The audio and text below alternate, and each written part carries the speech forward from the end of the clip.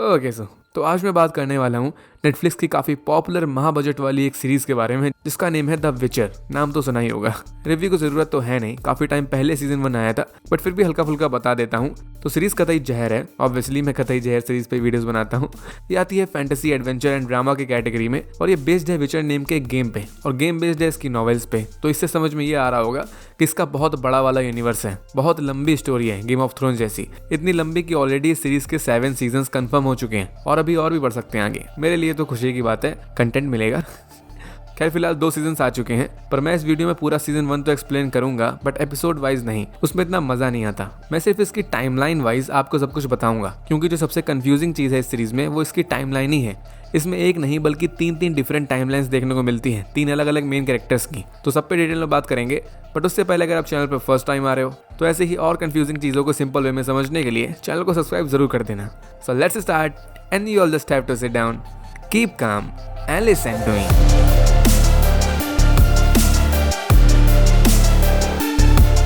तो स्टार्ट करते हैं कैरेक्टर से। तो पूरे सीजन 1 में अपने को मेन 3 कैरेक्टर्स के बारे में दिखाया गया है। पहला ऑब्वियसली मेन हीरो द विचर, जिसका नेम होता है गेरोल्ट। सेकंड होती है एक खूबसूरत महिला, एक सॉर्सरेस, बोले तो जादूगरनी, इसका नेम होता है येनिफर। एंड थर्ड होती है एक लड़की, एक राजकुमारी, जिसकी डेस्टिनी जुड़ी होती है विचर से, इसका नेम होता है सिरेला। प्यार से इसको सिरी बोलते हैं, आईफोन वाली नहीं। तो ये 3 कैरेक्टर्स हैं और इन्हीं की अलग अलग टाइमलाइंस अपने को दिखाई गई हैं और सीजन फिनाले में आके इन तीनों की टाइमलाइन एक साथ आके मिलती है। उससे पहले तीनों की अलग अलग स्टोरी चल रही होती है। तो इन तीनों के बीच में क्या कनेक्शन होता है और इनकी क्या बैक स्टोरी होती है उस पर अपन बात करेंगे 1 बाय 1 करके। तो स्टार्ट करते हैं गेरोल्ट ऑफ रिविया से, बोले तो विचर से।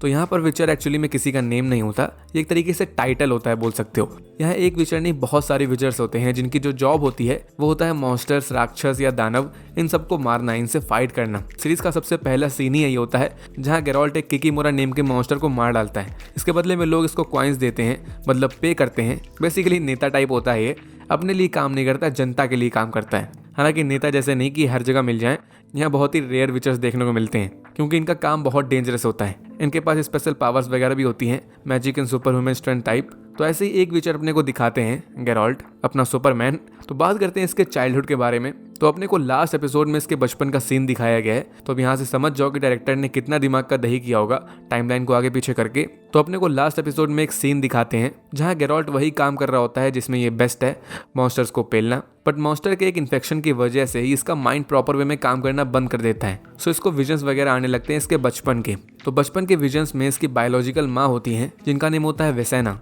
इसने गेरोल्ट को अबैंडन कर दिया था, मतलब इसको छोड़ के चली गई थी केर मोहर नेम के एक प्लेस पे जब वो छोटा था।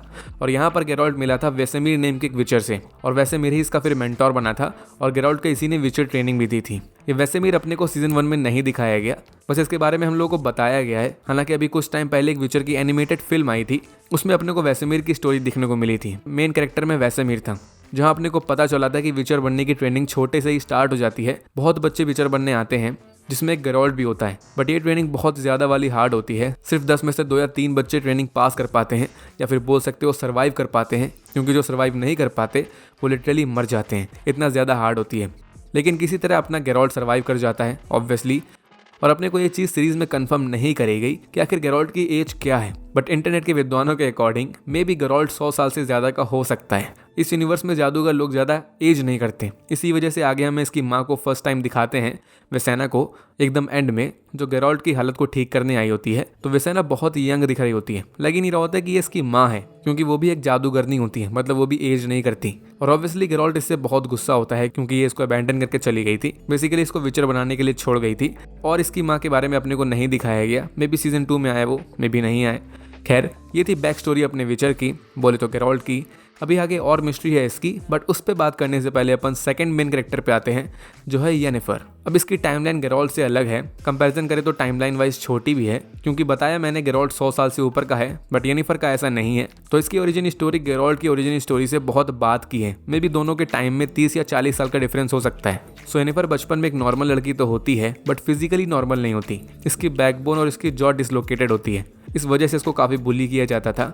इवन इसके खुद के फादर इसको सही से ट्रीट नहीं करते थे, बट ये एक तरीके से स्पेशल लड़की थी क्योंकि इसके पास होती थी मैजिकल पावर्स। ये बात इसको खुद नहीं पता थी उस टाइम, बस एक दिन अचानक से टेलीपोर्ट होकर किसी केव में आ गई थी, स्ट्रीट नेम के सॉर्सरर के सामने। ये स्ट्रीट काफ़ी अच्छा बंदा होता है, इवन आगे चल के येनिफर का अफेयर भी स्टार्ट हो जाता है इसके साथ। तो स्ट्रीट समझ गया था कि इस लड़की के पास मैजिकल पावर्स हैं, इसका मतलब टेसाया इसको अपने क्लैन में शामिल कर लेगी। टेसाया के बारे में बताऊं तो ये भी एक बहुत बड़ी और बहुत पावरफुल सॉर्सरेस होती है, जादूगरनी होती है। ये अपना खुद का एक मैजिकल स्कूल चलाती है जहां ये मैजिकली टच लड़कियों को मैजिक सिखाती है, बेसिकली उनको ट्रेन करती है सॉर्सरेस बनाने के लिए, एक परफेक्ट जादूगरनी। तो टेसाया को जैसे पता चलता है येनिफर के बारे में तो ये उसको इसके फादर से खरीद के ले जाती है। इसका फादर खुशी खुशी इसको बेच भी देता है, वाह, क्योंकि उसके लिए तो बस ये बोझ थी। और अब यहाँ से येनिफर की मैजिकल ट्रेनिंग स्टार्ट हो जाती है। टेसाया इसको ट्रेन करती है, इसके साथ और भी लड़कियाँ होती हैं, वो भी मैजिक सीख रही होती हैं। और यहाँ जो मैजिक होता है उसको बोलते हैं केओस मैजिक। इसकी खास बात ये होती है कि आपको मैजिक का यूज़ करने के लिए किसी और चीज़ को सेक्रीफाइस करना होता है परफेक्ट बैलेंस बनाने के लिए। इसी वजह से टेसाया यहाँ पर जो मैजिकली वीक लड़कियाँ होती हैं उनको ईल्स में कन्वर्ट कर देती हैं, और उनकी पावर से इसका जो मैजिक कैसल टाइप होता है एराटूजा नेम का, ये उसको पावर्स देती है। मतलब वही कि एक चीज़ में मैजिक देने के लिए दूसरे को सेक्रीफाइस करना होता है, परफेक्ट बैलेंस। सो यहाँ भी येनिफर एक सॉर्सरेस बन जाती है काफ़ी ट्रेनिंग के बाद। और अब टाइम आता है इसके प्लेसमेंट का, मतलब अब कंपनियाँ आएंगे, मतलब अब इसको कहाँ सेटल करना है। बहुत सारे राज्य टाइप होते हैं यहाँ पर, निल्फगार्ड, एड्रिन ऐसे करके, और एक प्रॉपर कोर टाइप होता है जहाँ टॉप लेवल के मैजिशियंस होते हैं, काउंसलर्स होते हैं, इनको बोलते हैं ब्रदरहुड ऑफ सॉर्सरेस। और वो इस चीज़ को डिसाइड करते हैं कि कहाँ पर किसको भेजना है। तो पहले यहाँ येनिफर को निल्फगार्ड में ट्रांसफ़र करने की बात होती है, बट येनिफर को वहाँ नहीं जाना होता। तो यहाँ एक रूल चलता है कि ग्रेजुएशन के बाद मैजिशियंस अपनी फिजिकल बॉडी को ट्रांसफॉर्म कर सकते हैं जैसा वो चाहते हैं उसमें। तो येनिफर ये डिसीजन ग्रेजुएशन से पहले ही ले लेती है, अपनी बॉडी को ट्रांसफॉर्म करने वाला मैजिक के थ्रू। और जैसा मैंने बताया था कि यहाँ के मैजिक के हिसाब से एक चीज़ को करने के लिए उसके बदले कुछ सेक्रीफाइस करना होता है। तो अगर येनिफर को अपने आप को ट्रांसफॉर्म करना है तो उसके बदले इसको अपनी फर्टिलिटी का सेक्रीफाइस करना होता है। ये हर सोर्सेस पे अप्लाई होता है, मतलब फिर ये कभी भी बायोलॉजिकल मां नहीं बन पाएगी। तो येनिफर इस चीज़ के लिए रेडी हो जाती है और इसका बहुत पेनफुल मैजिकल ट्रांसफॉर्मेशन स्टार्ट हो जाता है। और लास्ट में ये एकदम पूरी चेंज हो जाती है। हर कोई इसके ट्रांसफॉर्मेशन को देख के हैरान हो जाता है, मग्नमुग्ध हो जाता है, बोल सकते हो कि क्या से क्या हो गया देखते देखते।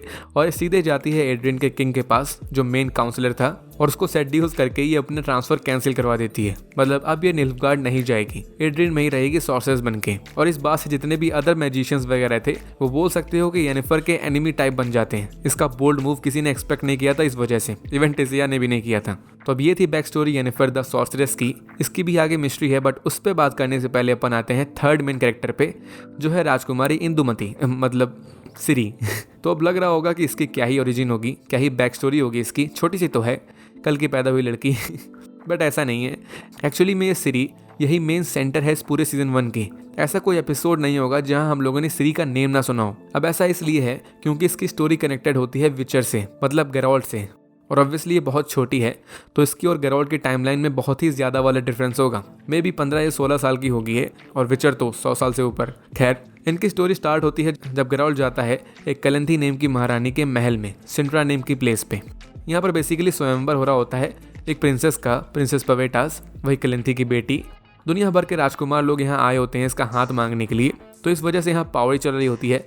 गेरोल्ड यहाँ मजबूरी में एज अ सिक्योरिटी के लिए आया होता है, एकदम सज धज के। पर यहाँ पर एक बंदा आ जाता है जो देखने में मॉन्स्टर टाइप ही लग रहा होता है, और वो अपने आप को प्रिंसेस पवेटा का लवर बोलता है, और होता भी है। तभी पवेटा इस स्वयंवर के अगेंस्ट थी, और इस चीज़ से हर कोई हैरान हो जाता है। और सबसे ज़्यादा गुस्सा हो जाती है रानी कलंथी। ये अपनी बेटी की शादी एक मॉन्स्टर से नहीं करना चाहती ऑब्वियसली, इसलिए उस पर हमला करवा देती है, मतलब उस मॉन्स्टर पे। हालांकि गेरोल्ड बीच में इंटरफेयर कर देता है क्योंकि वो बंदा कोई मॉन्स्टर नहीं होता, उसको श्राप मिला होता है मॉन्स्टर बनने का। और यहाँ एक टर्म सामने आता है जिसको बोलते हैं लॉ ऑफ सरप्राइज। इसका मतलब बेसिकली प्रॉमिस ही होता है एक तरीके से। जैसे आपने मेरी अगर जान बचाई तो बदले में आप मुझसे कुछ भी मांग सकते हैं और वो पूरा करना पड़ेगा। इसको लॉ ऑफ सरप्राइज बोलते हैं यहाँ पर।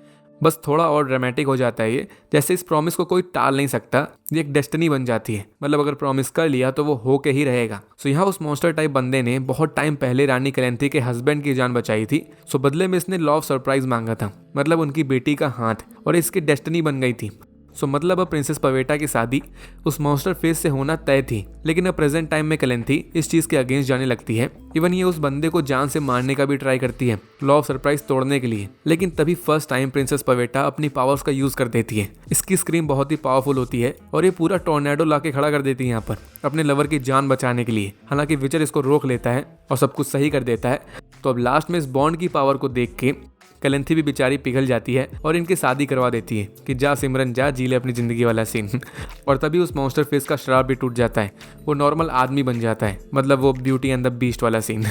तो अब जब ये पूरा कांड शांत हो जाता है और विचर यहाँ से जाने ही वाला होता है, तो वो मॉन्स्टर फेस इसका साथ देने के बदले विचर को कुछ भी मांगने को बोलता है। और विचर ने पहले डायलॉग मारा था कि ये डेस्टिनी वगैरह में घंटा विश्वास नहीं रखता, ये नहीं मानता ये सब, तो ये मजे मजे में लॉ ऑफ सरप्राइज बोल देता है। और उसी टाइम पवेटा वॉमिट कर देती है, मतलब पता चल जाता है कि वो प्रेग्नेंट होती है। तो अब ये चीज़ मुझे भी कायदे से समझ में नहीं आई, बट इतना समझो कि किसी तरह लॉ ऑफ सरप्राइज की वजह से अब पवेटा का जो भी चाइल्ड होने वाला होता है उसका धागा जुड़ जाता है गेरॉल्ट से, मतलब उसकी डेस्टिनी गेरॉल्ट से जुड़ जाती है। और नॉवेल से अपने को ये चीज़ पता है कि लॉ ऑफ सरप्राइज से जो बॉन्ड क्रिएट हो जाता है वो उतना ही पावरफुल होता है जितना बायोलॉजिकल फादर एंड चाइल्ड का बॉन्ड होता है। मतलब अब ना चाहते हुए भी गेरॉल्ट पवेटा के होने वाले बच्चे का फादर बन जाता है, अडॉप्टेड ही सही बट बन जाता है। अब ये इसकी डेस्टिनी है, ये इसे चेंज नहीं कर सकता। तो फिलहाल तो गेरॉल्ट यहाँ से चला जाता है ये बोल के कि इन सब चीज़ों पे बिलीव नहीं करता, डेस्टिनी वगैरह पे। और फिर काफ़ी टाइम बीत जाता है, 10-15 साल में भी सिंट्रा में सब नॉर्मल हो जाता है और पवेटा की डॉटर होती है वही जिसकी डेस्टिनी कनेक्टेड होती है गेरॉल्ट से। सो अब गेस करो कि कौन होगी पवेटा की डॉटर? ऑब्वियसली वही सिरेला, मतलब सिरी। तो ये थी बैक स्टोरी सिरी की कि किस तरह ये लिंक होती है विचर से। तो अब तीनों कैरेक्टर्स की मेन टाइमलाइन आप समझ गए होगे। तो अब बात करते हैं कि आपस में इनकी स्टोरी कहाँ जाती है। सो येनिफर जो याद होगी एक सॉर्सरेस बन गई थी, तो ये लगभग 30 सालों तक एड्रियन में अपनी जॉब करती है, फाइट करती है, लोगों की हेल्प करती है। और इन्हीं 30 सालों में विचर इसकी इस साइड अपनी जर्नी चल रही होती है।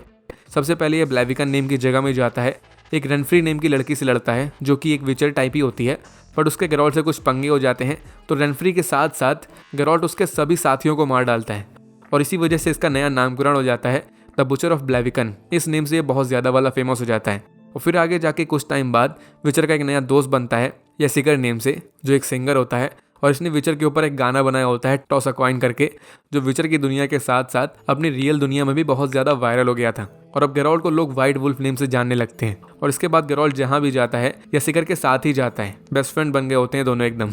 इवन जो कैलेंथी के महल वाला कांड हुआ था उस टाइम भी येसिकर गेरॉल्ट के साथ ही था, यही उसको वहीं ले गया था एक्चुअली में। और इस साइड येनिफर ये कुछ टाइम बाद बाकी सोर्सेस का साथ छोड़ देती है क्योंकि इसको पॉलिटिक्स वगैरह पसंद नहीं होती और साथ में इसको भी कोई पसंद नहीं करता। पूरे सीजन भर इसका कॉन्फिडेंस जिस लेवल पे इंक्रीज हुआ है ना भाई साहब, कतई जहर। तो ये सबका साथ छोड़ देती है, एक सोलो प्लेयर बन जाती है, मतलब अकेले काम करने निकल जाती है। और एक मिशन में इसके हाथों में एक मासूम बच्चा मर गया था, जिसके बाद इसके अंदर की ममता जाग गई थी। और बताया था मैंने कि इसने अपनी फर्टिलिटी का सेक्रीफाइस कर दिया था। सो अब ये कोई तरीका ढूंढने लगती है जिसके थ्रू इसकी फर्टिलिटी इसको वापस मिल जाए ताकि ये बायोलॉजिकल माँ बन सके। तो अब इस साइड एक दिन येसिकर के गले में कुछ प्रॉब्लम हो जाती है, ये बिना सावधानी के जिनका डब्बा खोल देता है, इस वजह से ये प्रॉब्लम होती है। तो विचर को इसकी हालत सही करने के लिए एक मेज की ज़रूरत होती है, मतलब एक जादूगर की ज़रूरत होती है। तो ये पूछ पाछ के एक घर में जाता है जहाँ ये पहली बार टकराता है येनिफर से, क्योंकि वो फिलहाल फ्रीलांसिंग कर रही होती है। और ये येनिफर इसको देख के समझ जाती है कि ये वही है फेमस वाइट वुल्फ, मतलब द विचर। सो ये इसके दोस्त की हेल्प करने के लिए रेडी हो जाती है, लेकिन इसके अपने कुछ सीक्रेट प्लान्स होते हैं। वो जो जिन था जिस वजह से येसिकर का गला खराब हो गया था, तो वो नॉर्मल जिन की तरह ही वर्क करता था कि जिसने जिन को खोला था उसको 3 विशेष मिलती थी और वो जिन इसको पूरी करेगा। तो येनिफर को लगता है कि येसिकर वो बंदा है जिसके पास वो जिन की 3 विशेष हैं, तो उसकी विश से अपनी इनफर्टिलिटी वाली प्रॉब्लम को सही कर सकती है। इसलिए विचर को बेवकूफ़ बना के येसिकर को कैद कर लेती है। बेसिकली इसका प्लान होता है कि जब येसिकर विश मांगेगा तो जिन यहाँ पर आएगा और ये जिन को कैद कर लेगी और उसकी आज़ादी के बदले में उससे पावर मांगेगी।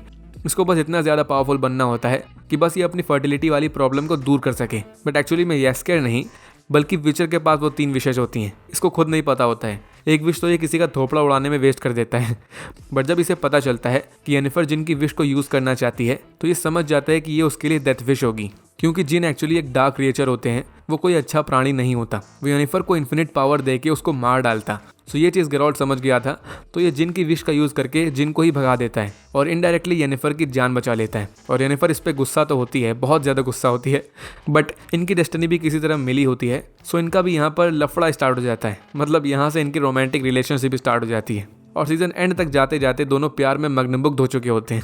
और फिर इनकी काफ़ी टाइम लव स्टोरी चलती है, येनिफर और येसिकर की भी काफ़ी अच्छी बॉन्डिंग बन जाती है, फ्रेंड्स वाली। बट लास्ट में पता चलता है कि वो जो जिन था और उसकी जो 3 विशेष थी, उसमें एक विश विचर ने ये मांगी थी कि येनिफर इससे कभी दूर ना हो पाए, मतलब इनकी डेस्टिनी भी साथ में जुड़ जाए जैसे सिरी और गेरॉल्ट की जुड़ी थी। इसी वजह से ये दोनों अलग तो होते थे, बट घूम फिर के किसी तरह फिर से मिल जाते थे। तो अब ये बात येनिफर को जब पता चलती है तो इसको अच्छा नहीं लगता। क्योंकि इसके हिसाब से इनके बीच में जो भी कुछ था वो रियल नहीं था, ये इनकी डेस्टिनी थी बस, जो कि गेरोल्ट नहीं बनाई थी। और यहाँ इसको ये भी पता चलता है एक लिविंग ड्रैगन के थ्रू कि येनिफर कभी भी बायोलॉजिकल मदर नहीं बन पाएगी, वो कुछ भी ट्राई कर ले, एक सॉर्सरेस कभी भी अपनी वूम वापस नहीं ला सकती। तो ये चीज़ जानने के बाद येनिफर का दिल टूट जाता है और फिर बोल सकते हो कि गेरोल्ट और येनिफर इनका ब्रेकअप हो जाता है, दोनों अलग अलग राह पर निकल जाते हैं। और सेम टाइम में गुस्से में बैठा गेरोल्ट जेसिका से भी फाइट कर लेता है, तो जेसिका भी सैड होके येनिफर की तरह ही अलग निकल जाता है। ना अब बात करते हैं थोड़ी इंपॉर्टेंट चीज़ के बारे में, मतलब इनके यूनिवर्स की पॉलिटिक्स के बारे में। तो जैसा मैंने बताया था कि यहाँ पर बहुत से राज्य टाइप होते हैं, समझ गए होगे, जैसे रिविया का गेरोल्ट होता है, वेंगबर्ग की येनिफर होती है, और भी बहुत कंट्रीज़ होती हैं, किंगडम्स होते हैं। तो अगर डिटेल में मैं गया ना तो सबका सब ऊपर से जाएगा, बहुत बड़ा यूनिवर्स है इसका, कन्फ्यूज़ हो जाओगे।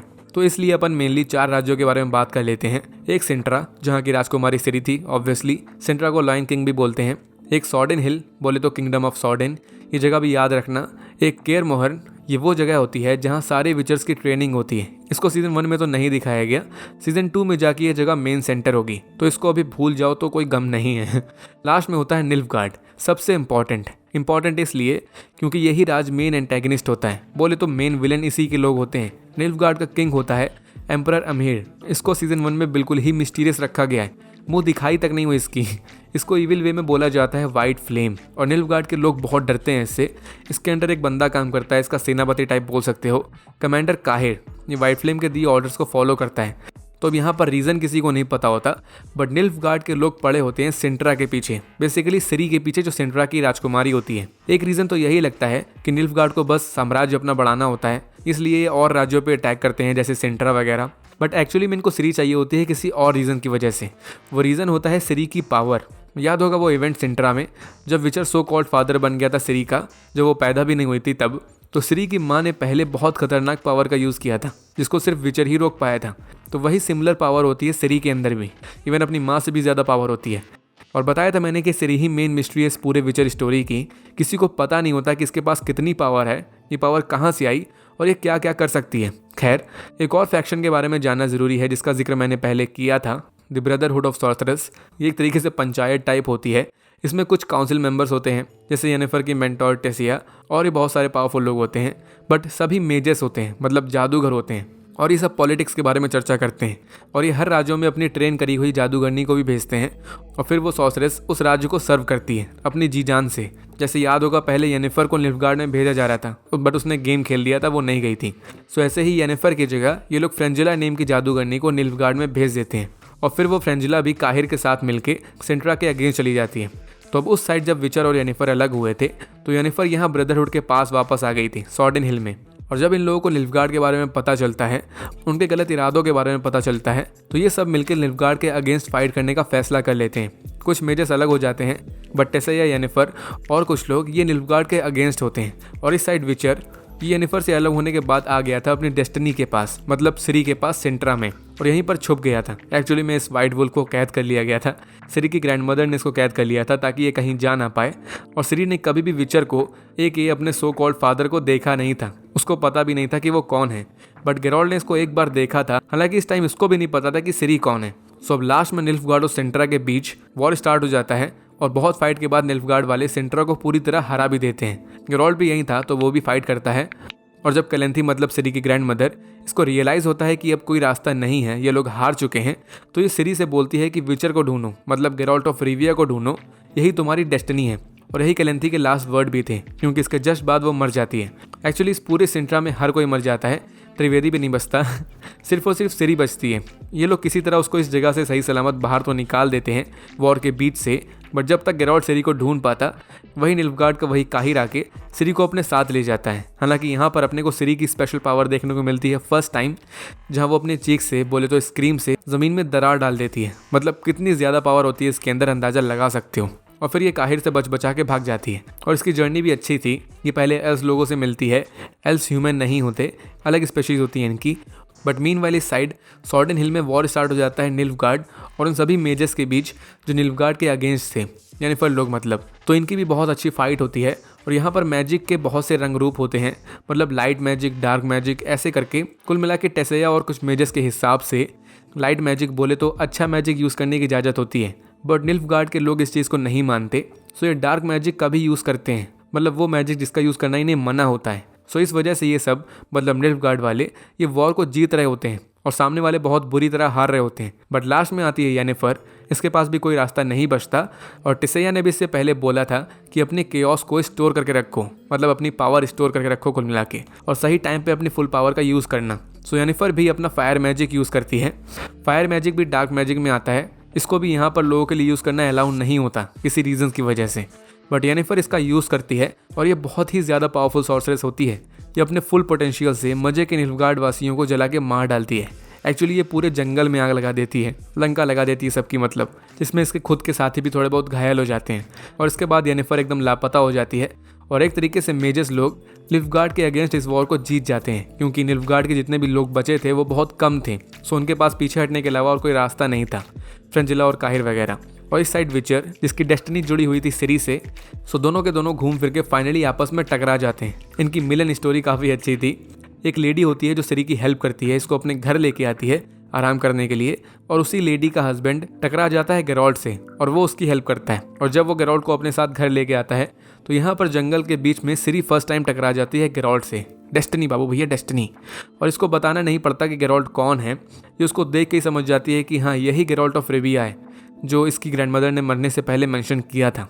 और ये एक ही चीज़ पूछती है गेरॉल्ट से कि येनिफर कौन है।